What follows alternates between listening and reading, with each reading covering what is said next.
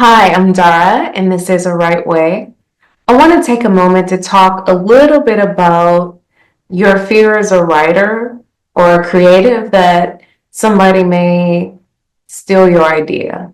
So, we spend a lot of time coming up with these awesome concepts for stories, whether it's a screenplay, a novel, a stage play, whatever it might be, an animation. And then you find yourself in a position wondering, like, you believe the idea is so awesome and you want to get it out into the world, but what if somebody else thinks that it's so very awesome and they just want to steal you and not give you credit or pay you for your idea? So, as creatives, this is always something that's looming in the back of our minds. And here are a couple of things that you can do so that you can protect yourself.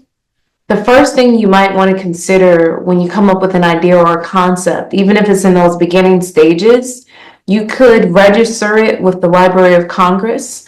And also, the Writers Guild of America has a website where you can register things in different stages of development, even if it's a one-page treatment. You can do that, a synopsis, a screenplay, a stage play.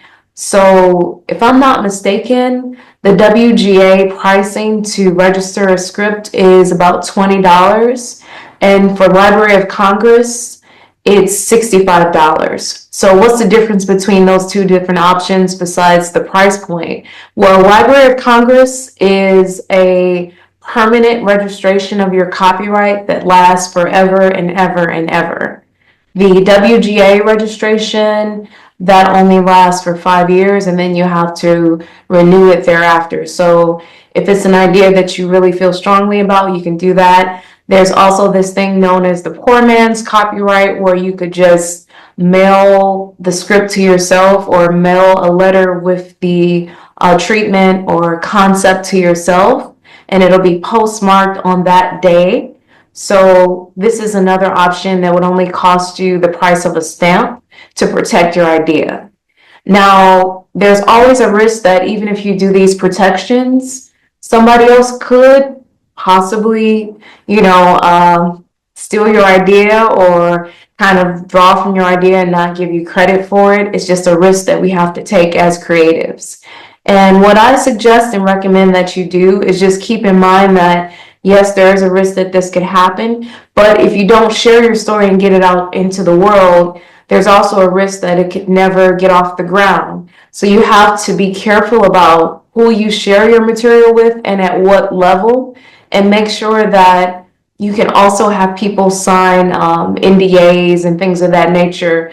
If that makes you a little more comfortable, you can download a template for free and make adjustments and share them. It's pretty standard across the industry that we are signing NDAs all the time when we're viewing somebody's proprietary idea or story and they want to have that level of protection, and also a documentation of whoever they shared it with, that they signed off that they would not, share with the world what this is before it's ready to come out.